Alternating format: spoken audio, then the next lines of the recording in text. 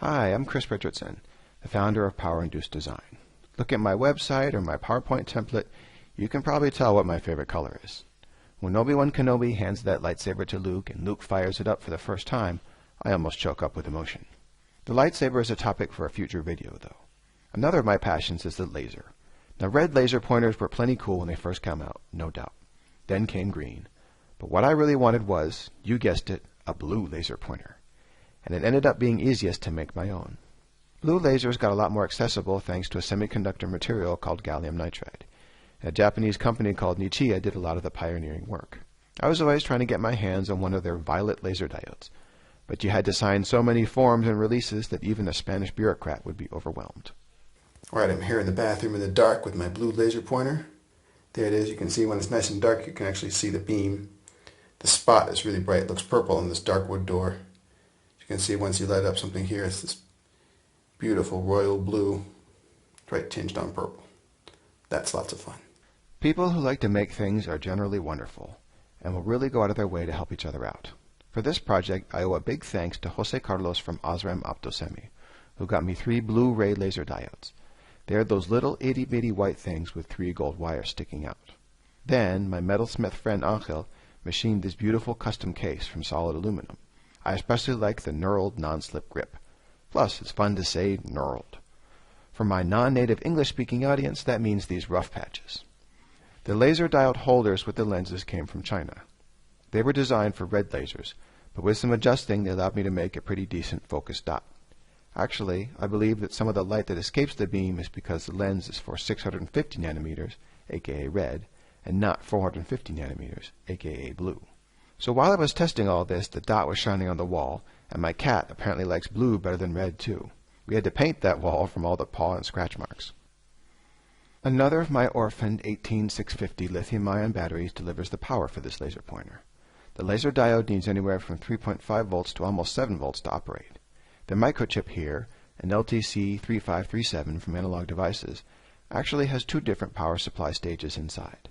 The first is a so-called buck boost regulator.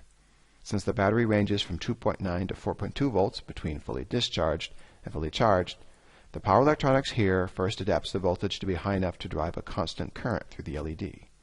A buck boost can increase the output voltage or decrease it as needed, making it very flexible. Then, the second stage, a so-called linear regulator, delivers a very smooth current to the laser. It's the same thing I would do for an LED, since LEDs and laser diodes are close cousins. The current can go up to about 100 milliamps, but when I tried that during a presentation, the audience told me it was too bright. I have a brightness control, and I had to use it. I love lithium-ion batteries. They figure heavily in several of my videos, but you do have to be careful with them. The LTC4065 battery charger takes 5 volts from most any USB port and charges at a very gentle 500 milliamps. That means the battery barely gets warm. Also, since the maximum output current is a bit less than 100 milliamps, the drain when using these batteries is nice and low. Cool batteries are happy batteries. When I made this laser pointer, mini USB was more popular than micro USB. Now, one big mistake I made was not putting metal around these 2 mechanical support holes of the mini USB connector. Those are called plated through holes in circuit board lingo, and they would have helped a lot to keep the connector firmly connected to the board. Practical errors like this are one reason I design end products for fun, even if my job is mostly designing just the power supply part of a system. I always learn useful things. A relatively big battery like the 18650, by the way, that means 18 millimeters diameter and 650 millimeters long, can put out amps of current. It would be way too easy to put this battery in backwards, and it would happily destroy most everything, since just about every standard microchip can only handle about negative 0.5 volts before damage. The LTC4411 is a so-called ideal diode.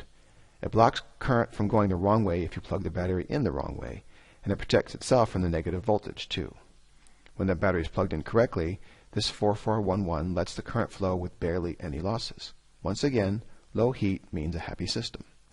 I had plenty of fun with this project because I got to look at more mechanical aspects, such as how to reliably connect the battery's terminals to the PCB. The laser diode, holder, and lens assembly solder to the front of the PCB, and then that slides into the body of the pointer. The leaf springs here take some poking and prodding to get into place, and then once the on-off button pokes up through the hole in the case, the PCB is in for good. I definitely tested everything carefully before stuffing it into that tube. I cut the copper springs and threaded them through these staggered holes on the PCB to connect the positive terminal of the battery. So we saw the laser pointer in the dark, but how about here in a fairly brightly lit room on a white wall? Well, there it is. I have to also say that in real life it has a more blue tone. Here in the video it looks almost purple. In real life that's 450 nanometers, which is this beautiful royal blue. You can see a little bit on the floor.